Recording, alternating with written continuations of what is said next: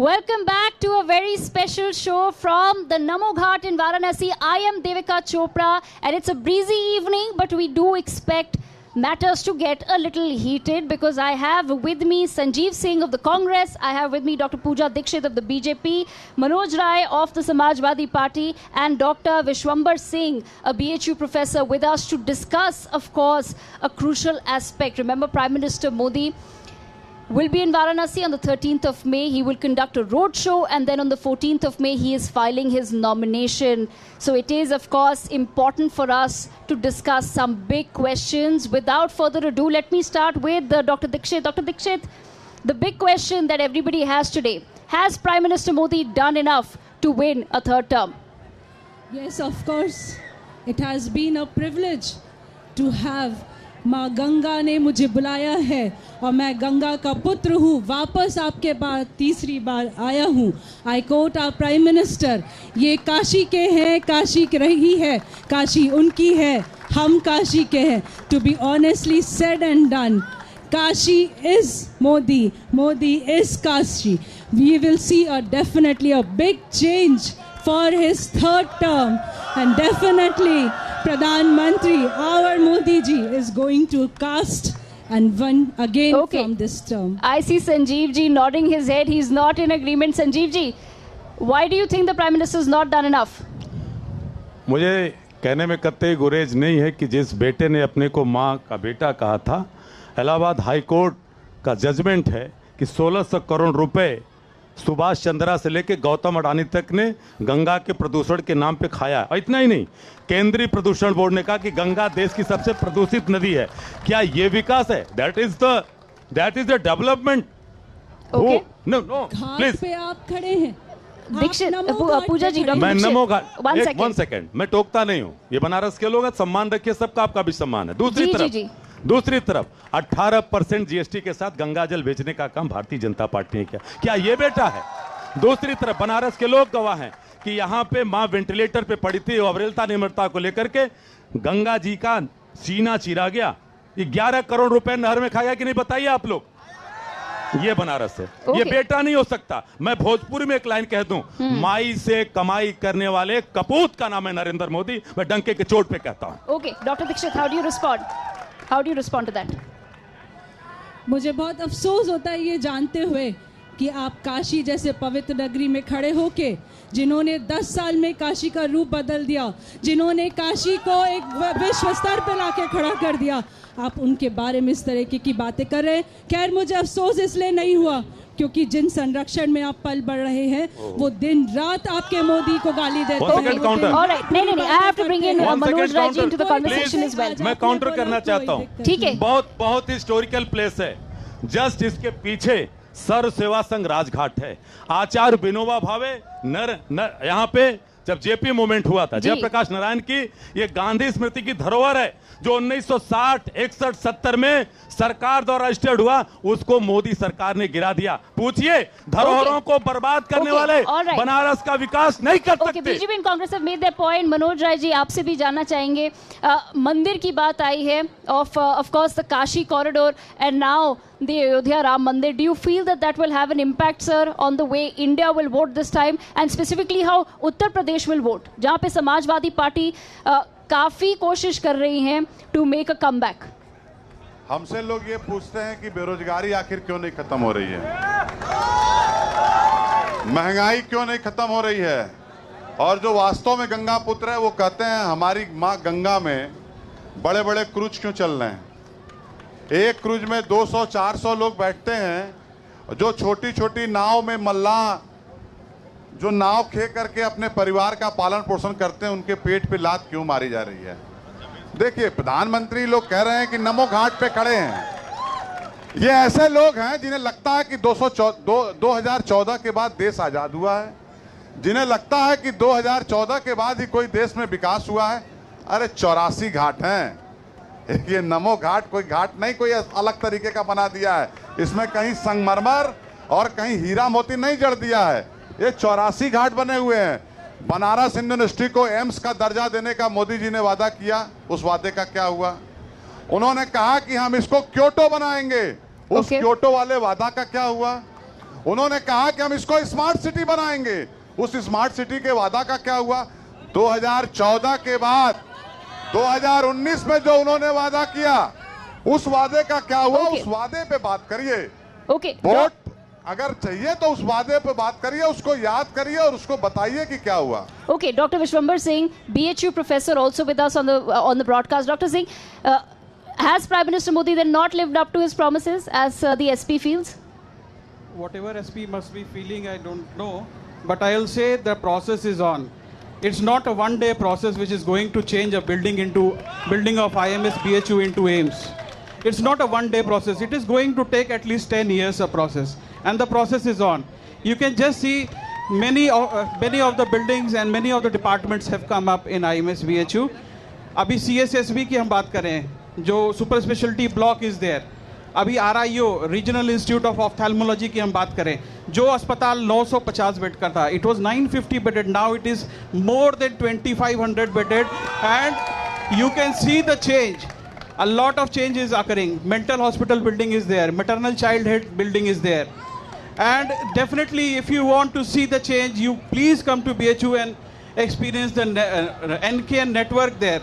There is a lot of change. IOE is going on, research possibilities have opened up, and you are saying that it is not developed. If you just come down to the airport, if you just come down to the railway station, if you just come down by the roads to the Varanasi, and if you enter Varanasi from the side of Prayagraj, if you come from the Sonbhadra, if you come from any side, from any of the districts nearby, if you come to any connectivity to the state or national, international level, you will see that Varanasi has grown up, and it. Dr. Singh, yes, Manoj Rai wants to make a point here. Manoj Rai wants to counter that. 10 साल हो गए और अभी process में है। अफसोस है कि BHU जैसे संस्थान के प्रोफेसर जो वहां काम कर रहे हैं, पहली बात। दूसरी बात, ये बोलते हुए बोल गए कि सोनभद्र की सड़कें बनाई है। इनको पता नहीं है, BHU से बाहर शायद जाते नहीं है। सोनभद्र की सड़कें समाजवादी पार्टी। मनोज जी, मैं आपको बताऊंगा, मैं पूरे भारत में ट्रैवल करता हूं। Dr. Singh, let him make his point. I'll give you a chance. Dr. Singh, let's not counter like that. मैंने डिस्टर्ब नहीं किया आपको। सोनभद्र की जो सड़क है वो समाजवादी पार्टी की सरकार में आदरणीय अखिलेश यादव जी ने बनवाया, इसको आप जान लीजिए ठीक से। पहली बात। दूसरी बात, नारी सुरक्षा को लेकर के बनारस हिंदू यूनिवर्सिटी में जिस तरीके की घटना हुई, बीजेपी IT सेल के लोग पकड़े गए 1 महीने बाद, क्या यह शर्म की बात नहीं है? I want to let Dr. Dixit respond to that. बात नहीं है। Okay, all right. Dr. Dixit, respond to that. How do you respond to that? बड़ी अफसोस की बात है, सपा वाले बात कर रहे हैं और गठबंधन सरकार का प्रत्याशी। Okay, I'm going to ask. Okay, अगर काम किया था, the audience is very heated. I'm going to ask everyone to calm down. Calm down. Let her point, please. Go ahead, Dr. Dixit. इतना डर गए आप कि आपका प्रत्याशी ही नहीं उतरा मैदान में? पहले तो जवाब इस बात का दीजिए। गठबंधन की सरकार में चले आए आप, महिला की बात करते हैं। आज पैनल देख लीजिए, भाजपा जनता पार्टी की महिला हूँ मैं, महिला सिपाही भाजपा की हूँ, और आज तीनों के बीच में धरना दिया जा करके। Okay, I'll let Dr. Singh respond. Mr. Singh, Sanjeev Singh. IT cell के खिलाफ धरना क्यों नहीं दिया जा करके? Manoj Rai, 1 second. Mr. Singh, I'll let you respond to that. The point is that, do you feel that the Congress and Samajwadi Party unity in Uttar Pradesh will actually yield any result? I think this unity is all over India because we have 5 plans. हम कह रहे हैं कि युवा न्याय, उस न्याय को लेकर कह रहे हैं कि जो सरकार ने 30 लाख वैकेंसी नहीं भरी और हम 1 लाख प्रतिवर्ष युवा को देंगे, और कह रहे हैं कि जो एजुकेशन लोन है उसको माफ करेंगे। पहली बात, हमारी बहन बैठी है, मैं इनके बगल में का सम्मान करता हूं, सवाल पूछता हूं मेरी बहन कि मणिपुर से लेकर के उज्जवल रवन्ना तक ने आपने एक बार सवाल उठाया क्या? मैं पूछना चाहता हूं कि आपके ही घर में BHU में 1 बजे रात को IT की बेटी का गैंगरेप भाजपा के IT सेल के पदाधिकारियों ने कभी सड़क पर उतरी क्या है? आप इसको बता दीजिए। राम दुलार से लेकर के कुलदीप सेंगर से लेकर के जो लोग बृजभूषण शरण सिंह के सामने घुटने टेक देते हैं, वो महिला सुरक्षा की बात करेंगे। बेटे को टिकट दिलाते समय अगर आप बृजभूषण शरण का विरोध करती तो मैं बिल्कुल सम्मान करता। आप नारी स्मिता के बारे में बात नहीं कर सकती। वो मंत्री होकर के हमारी स्मृति ईरानी जी, आप बताइए कि मणिपुर गई क्या? उज्जवल रवन्ना के बारे में बोली क्या? राम दुलार के बारे में बोली क्या? Okay. किस बात की बात करती हैं? Okay, जो Dr. महिलाओं Dixit. का शोषण Okay, Dr. करती हो, Dixit, I give you a महिलाओं का अपमान करती हो, Okay, वो Mrs. महिला Singh, का सम्मान नहीं Mrs. करती। Singh, you've made your point, Dr. Dixit. I give you a chance to respond to that. I will request once again the audience to please not distract. Please don't distract. Dr. Dixit, go ahead, please. सम्मान करिए जनता का। जनता हमें लेकर आई है, जनता ने वो आपके 10 साल वर्कर्स हैं, हमको उनको सम्मान सिखाइए। Dr. Dixit, है। Dr. आपके Dixit, वर्कर्स what are हैं, the questions please raised about the discipline safety of सिखाइए। women, ma'am? हमारे भी वर्कर्स हैं। यही जनता है जो पुनः नरेंद्र मोदी जी को वापस सत्ता Dr. में Dixit, लेकर आएगी और भारी Dr. मतों Dixit, से जिताएगी। मेरी लाल के हसीन Question सपने on देखने के लिए टैक्स नहीं safety लगता। of women, ma'am. That's the बिल्कुल। question. सेफ्टी और सुरक्षा की बात तो हमने 10 साल में सीखी है, जब 2014 में माननीय नरेंद्र मोदी की सरकार बनी थी। आज यही वो घाट है, यही ये बनारस है जहाँ पे लड़कियाँ बिल्कुल बेफिक्र घूमती हैं। उनके माता पिता को चिंता नहीं होती कि शाम ढली बेटी घर नहीं पहुँची। और आज का ये समय है Okay, I want कि to bring in हमारी सुरक्षा पे बात करते हुए 2017-18 में बीएचयू की Okay, बेटियों let me को bring in पीटा Dr. गया। Singh. One second, Mrs. तब आप Sanjeev बोली Singh. थी Let me क्या? bring in Dr. Singh from the BHU. Sir, what are your thoughts on this particular matter of women's safety? Women's safety is definitely concern of the whole society. It is not limited only to a party. It is not limited only to a thought process. It should be nationwide. And the change we can see across the nation, the women are feeling really safe and really protected. There is a new bill which is coming up for the upcoming elections, even in the parliament next time. It was in process. If you see any project for women, during the COVID, there was definitely some business opportunities for which the women were given loan for a lower interest rate. There has been a lot of work on education of women. And सिर्फ सशक्तिकरण सिर्फ कुछ भाषण से और नारेबाजी से नहीं होता। सशक्तिकरण हमेशा व्यापार और सुविधाएं देने से होता है, जिसका काम नरेंद्र मोदी जी की सरकार और अभी की सरकार कर रही है। Okay, I want to come back to another pertinent issue in this election. Mrs. Singh, I want to understand from you. Do you think that the Kashi corridor, Mathura, Ayodhya Ram Mandir, do you think this will have an impact on the way India will vote and specifically Uttar Pradesh will vote? बहुत अच्छा सवाल आपका है। देखिए, एक चीज मैं जानता हूं कि धरोहरों का संरक्षण होता है, धरोहरों का विकास नहीं होता।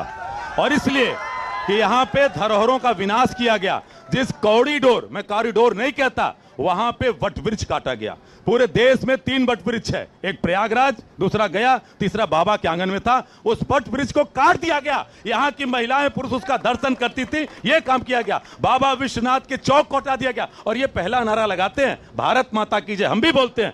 पहला मंदिर भारत माता का तोड़ा गया उस कॉरिडोर में। ये कॉरिडोर है। बाबा हमारे फूड प्लाजा के भूखे नहीं थे। फूड प्लाजा बनाएंगे आप, 200 रुपए, 2-2 के स्वीट बनाएंगे, इसके लिए विकास है। तो आपका कहना है कि इम्पैक्ट नहीं होगा, मंदिर मैं से कह रहा हूं कि नहीं है। धरोहरों का संरक्षण होना चाहिए, विकास करिए। आपका स्मार्ट सिटी। मैं पूछना चाहता हूं कि 10 गोद लिए गांव कहां है? भाजपा के प्रवक्ता बताएं। नरेंद्र मोदी जी ने कहा था कि गांव गोद लेंगे।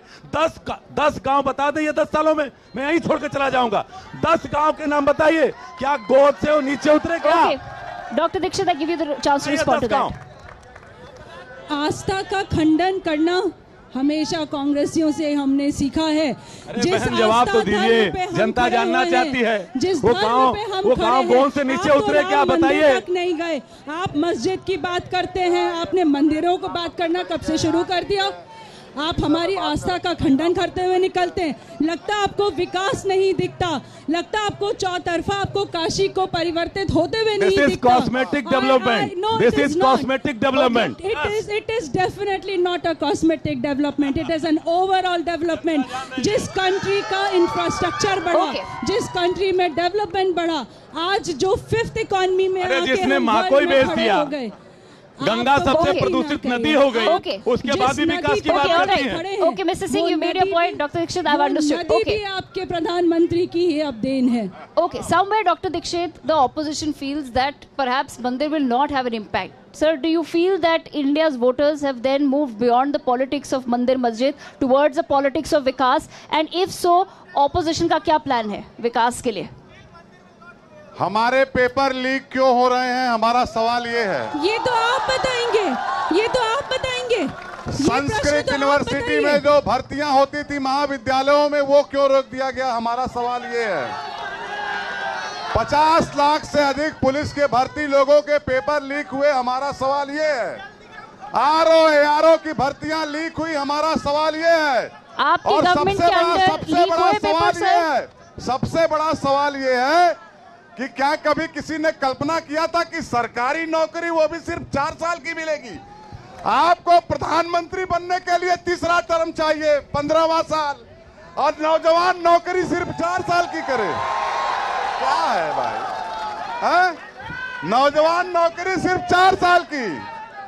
नियम बनाया कि 75 साल से ऊपर कोई नहीं रहेगा, सबको रिटायर कर दिया, आडवाणी जी से लेकर के जोशी जी को, जिन्होंने अपने को खपा करके इस भारतीय जनता पार्टी को बनाया। आज अपने कह रहे हैं कि नहीं, मनोज राय जी, मेरा सवाल सिंपल था कि क्या विकास की राजनीति चलती है आज भारत में या नहीं, ये सवाल था। विकास किया कहाँ, यही तो मैं पूछ रहा हूँ। तो आपका क्या प्लान है? मैं वही तो पूछ रहा हूँ। ऑपोजिशन का क्या प्लान है आप सर? विकास बता दीजिए ना, कहाँ किया है। एक मिनट डॉक्टर दीक्षित, आप बताइए ऑपोजिशन का क्या प्लान है? मैं बता तो रहा हूँ कि ऑपोजिशन नहीं, समस्या क्या है कि भाजपा वाले लोग ये समझ नहीं पा रहे हैं कि तुम्हारे पांव के नीचे कोई जमीन नहीं है। कमाल है कि फिर भी तुम्हें यकीन नहीं है। Okay, I have not got a clear answer. I have not got a clear answer on the plan. But let me bring in Dr. Singh into the conversation. Dr. Singh, Dr. Dixit, 1 second. Dr. Singh, do you feel that India has somewhere moved away from the politics of Mandir Masjid towards the politics of Vikas? And who set that narrative of Vikas in this country? Was it the BJP or was it the opposition? Definitely Vikas is an agenda of the present governance, and we have definitely moved from very basic politics of Jativad to definitely a bigger politics of Vikasvad. And Mandir is definitely a part of Vikasvad also, because the cultural heritage, the ancestry, if we don't know, we do not respect that, we cannot grow in future. We have to learn from our history and grow in future, and that is what is happening presently. If you want to see change in Banaras, corridor has definitely given a lot of business to the people of Banaras. A lot of hotels have come up, lot of restaurants have come up, lot of people have changed their business from other towards the things which are included in the Mandir project. And now if you see for the Ram Mandir, definitely it is going to change the whole of the scenario of India. I have been to Arunachal, and from Arunachal to Kanyakumari, you will definitely be seeing a change because of the Ram Mandir. Definitely there is a lot of change. Ayodhya, which used to be a very poor district, very poor place, now things have changed. People are coming up. They are growing their businesses over there. Now people in Ayodhya are feeling secure. Okay, I want to bring in Dr. I'll come to you, sir. Dr. Dixit, has India moved away from the politics of Mandir Masjid and towards the politics of development? Yes, of course. India is now a progressing India. India has a slogan, सबका साथ, सबका विकास, अब सबका प्रयास और सबका आशीर्वाद। आज हमारा भाजपा, आज हमारे ही प्रदेश में जब इस तरीके के लोग टिप्पणी करते हैं तो बड़ा अफसोस होता है कि आपके परिवार से आप ऊपर उठ नहीं पाए, आप जातिवाद से ऊपर उठ नहीं पाए, और आप भाजपा पे बात करते हैं जिसके प्रधानमंत्री ने सिर्फ नीचे से काम किया। आज आयुष्मान जो सबसे बड़ा वर्ल्ड का हेल्थ कार्ड बन के आया है, वो कभी किसी को ये नहीं देखता कि ये किसके पास जा रहा है। जिसकी जरूरत है उसके लिए आयुष्मान कार्ड बना। कोविड जैसी महामारी से हमने शुरू की राशन, आज लोगों को राशन मिला। आज सारी की सारी जितनी बड़ी बड़ी चीजें स्कीम्स बन रही हैं वो आम जनता के लिए बन रही है। कभी भी प्रधानमंत्री ने ये नहीं कहा कि मैं इस सेक्ट के लिए काम करूंगा या इस जाति के लिए ये काम होगा। जब यहाँ पे आपका हॉस्पिटल बना तो वहाँ किसी एक जाति के लिए नहीं बना, यहाँ पे जो जरूरत थी उस पे काम हुआ। Definitely Bhajpa has moved forward from the politics of मंदिर एंड मस्जिद। पर अफसोस की बात है कि अभी भी विपक्ष उसी मुद्दे पे पड़ा हुआ है, वहीं पे खड़ा है जो 2014 के पहले खड़ा था। और संजीव सिंह सोचता है, वो समझता है कि वो हर एक बात पे बात करेगा।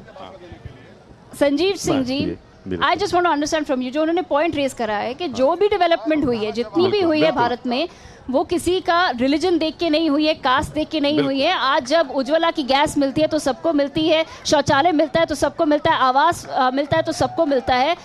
तो इसमें ऑपोजिशन का क्या कैसे आप प्रेजेंट गवर्नमेंट को किस बेसिस पे ब्लेम करते हैं फॉर डेवलपमेंट? जितनी देर हमारी बहन ने भाषण दिया, मैं भाषण नहीं दूंगा। 3-4 सवाल हैं, पूछना चाहता हूं। पहली बात कि जो नारा है, नारा उल्टा है। कुछ का साथ, कुछ का विकास और देश का सत्यानाश, ये है नारा। सुनिए, पहला क्या है? 1000 करोड़ का डॉकयार्ड बना है। भूसी लदी हुई ट्रक आज भी खड़ी है। पूछिए कितने माल यहां से हल्दिया गए, नरेंद्र मोदी जी ने कहा था। पूछ लीजिए, एक भी भाजपाइयों से नहीं गया। एक कारखाना 1961 में डिरेका बना, मोदी ने नाम बदल के बरेका कर दिया। एक डिरेका के बराबर कारखाना आज तक सरकारी कारखाना नहीं बना। और 2017 का इनका मैनिफेस्टो है, पढ़ लीजिएगा, नहीं पढ़ी होंगी। उसमें लिखा है कि मदन मोहन मालवीय के नाम पे बनारस में विश्वविद्यालय बनाएंगे। 2017 का मैनिफेस्टो है, एक विश्वविद्यालय शैक्षणिक संस्थान नहीं। और विकास की बात, अरे पूरा आप अडानी को बेच रही हैं। इलेक्टोरल बॉन्ड उसका सच है, Okay. अंबानी को बेच रही है। Then the और question, once again, Dr. यहाँ Krishna, I'll पे- give you a chance to respond. Once again, Sanjeev Singh ji, I just want to understand. You're saying that कोई डेवलपमेंट नहीं हुआ है, पर बीजेपी का ये कहना है कि हम तो 10 साल से हैं, आप तो उससे पहले थे, मैडम, आपके अंडर क्यों नहीं हुआ बहुत अच्छा सवाल डेवलपमेंट? किया। मैं ये इनको बीजेपी का रोकिए कहना ना, है। इनको हाउ रोकिए डू यू ना। Respond to that? अगर मैडम डेवलपमेंट हुआ होता तो 81 करोड़ 62 लाख लोगों को 5 किलो राशन न देना होता, रोजगार देते आप। और आज की दिक्कत है कि आप 2011 के बाद आप जनगणना क्यों नहीं कराते? पूरी दुनिया में कोविड आया, केवल हिंदुस्तान में आज जनगणना नहीं हुई क्योंकि नरेंद्र मोदी डरते हैं। 14 करोड़ लोगों को अनाज और मिलता अगर समय से जनगणना हो गई होती। रोजगार की बात नहीं करते, आप अग्निवीर चलाते हो। मैं कहता हूं, अग्निवीर नेता मोदी जी क्यों नहीं बनते? एक युवा 4 साल में घर चला जाएगा, नरेंद्र मोदी घर क्यों नहीं जाएंगे? एक युवा को 4 साल में रिटायर करेंगे। अब मनोज राय जी आ जाएंगे आप पर भी, थोड़ा सा पेशेंस सर। 1 सेकंड। नहीं, परिवारवाद पे भी आएंगे, but questions have been raised by the Congress to the BJP. I want to give doctor Dixit the chance to respond. बहुत बहुत धन्यवाद मैडम। जब भी ये बात कर रहे हैं तो मुझे बार बार एक ही बात समझ में आ रही है, 80 सीटों में 50 सीट ला नहीं सकते, आप विकास की बात करते हैं। यहाँ बैठा कोई भी ऐसा अहंकार है, रहने अहंकार दीजिए। रावण का भी नहीं चला। अहंकार नहीं, ये सत्यता है। और जो स्पष्ट है, जिसका सूक्ष्म होता है वही बात करते हैं। और आप इस तरीके की बातें करके सिर्फ आप ये बताना चाहते हैं कि अभी तक आपकी आंख की पट्टी नहीं खुली उस परिवार के तरफ से जिसने ये देखने की कोशिश ही नहीं करी कि किस तरीके से डेवलपमेंट जैसा बीसीसीआई का अध्यक्ष हो गया। वाह वाह वाह। किस तरीके से जैसा के लोग परिवारवाद की बात करते हैं, आशीष पटेल के लोग परिवारवाद की बात करते हैं, संजय निषाद के लोग परिवारवाद की बात करते हैं। Sanjeev Singh ji, 1 second please. Manoj Rai wanted to respond to that question of परिवारवाद। भारतीय जनता पार्टी के प्रवक्ता से मैं कहना चाहूंगा कि अगर उनमें जरा भी साहस हो तो कैंट के विधायक 91 से काबिज हैं, उनके खिलाफ बोल के दिखा दें, परिवारवाद के खिलाफ। रविंदर जायसवाल जो उत्तरी से विधायक मंत्री हैं, उनके भाई आरएसएस में बड़े पदाधिकारी हैं। आप में साहस हो तो बोल के दिखा दीजिए। मैं साहस की बात करता हूं, साहस हो तो आप उन लोगों के खिलाफ बोल के दिखा दीजिए। परिवारवाद की बात करेंगे, अमित शाह का बेटा जो बैट भी सीधा नहीं पकड़ता वो बीसीसीआई का अध्यक्ष है। वसुंधरा राजे का बेटा सांसद है, बहन विधायक है। ज्योतिरादित्य के फादर, नानी, मौसी सब है। वो परिवारवाद नहीं है। ओके। शिवराज सिंह चौहान परिवारवाद नहीं है। राजनाथ सिंह परिवारवाद नहीं है। लालजी टंडन परिवारवाद नहीं है। ओके। आपका परिवारवाद नहीं, सबका और हमारा परिवारवाद परिवारवाद। All right, I have one last minute left. I'm going to give 10 seconds to each. मैं 10 सेकंड सर नहीं, बस मैं सिर्फ एक सवाल 2 सेकंड में पूछूंगा कि आखिर भारतीय जनता पार्टी संविधान को क्यों बदलना चाहती है? क्यों वो सवाल करती है कि हम संविधान को बदल देंगे, 400 दे दो? आखिर बाबा साहब के संविधान में कौन सी ऐसी खराबी है जो वो संविधान बदलने की बात मनोज राय करती जी, है? क्या है okay, Dr. Dixit, quickly, 10 seconds. Is the Bharatiya Janata Party trying to change the Constitution of India? Definitely no. Constitution can never change. Constitution की जो असलियत है, कॉन्स्टिट्यूशन का जो ट्रू फैक्ट है, वो अब भारतीय जनता पार्टी वापस लाना बाबा चाहती साहब है. को गायब Okay, करना I have चाहते हैं. one last minute left. 10 seconds to each speaker. Just 10 seconds, sir. What are the core issues in this election? 10 seconds. I'll go with the development because Varanasi has seen a lot of development. If you go for the parks, if you go for the tanks, Okay, if you go for the roads. Development, right? That's the core Yes. issue. Okay, 10 seconds, sir. Manoj Rai ji. PHU आखिर AIIMS क्यों नहीं बना, मैं ये देखना चाहता हूँ और पूछना Core चाहता issue हूँ बताइए, सर. प्रधानमंत्री से कि आखिर क्यों नहीं PHU में महिलाओं की सुरक्षा होती है. Okay, all right. Dr. Dixit, core issue of this election, ma'am. Quickly. We will look forward for each and every development that we have focused for our coming manifesto. हमारा मैनिफेस्टो फिर एक छोटी सी उसमें से एक बात Okay. आपसे कहूंगी कि अगर आपको विकास चाहिए, Ma'am, अगर okay, आपको 10 seconds. पुनः Okay. एक I just have मजबूत 10 सरकार seconds. चाहिए, Dr. Dixit, I have to उससे wind up. I have to मजबूत wind up. Sanjeev ji, 10 seconds. What is the core issue of this election? पूरे देश के लिए कांग्रेस ने 5 न्याय पत्र रखा है, युवाओं के लिए, महिलाओं के लिए, किसानों के लिए, श्रमिकों के लिए और भागीदारी के लिए और जलते घर को देखने वालों. All right. खून That- का छप्पर आपका okay, है. that's all the आपके time. पीछे तेज हवा है, आगे मुकद्दर Okay, आपका है. that's उसके कद पे मैं okay. झुकता, Sanjeev ji, मेरा नंबर okay. अब आया. Sanjeev ji, we have to wind up. We have to wind up. Sanjeev ji's mic down, please. Everyone's mic down. That's all the time that we have. Like I told you, I promised you, it will get very heated at the Namo Ghat, but unfortunately, this is all the time that we have. And hopefully, we were able to address some questions. I tried to ask a lot of questions, but all my questions were countered with questions that tells us a lot about the political narrative in India today. There are no clear answers that one gets from anyone, but hopefully that trend will also change. On that note, we wrap up. Thank you so much for watching. For more such videos, subscribe to the NewsX YouTube channel, hit the bell icon.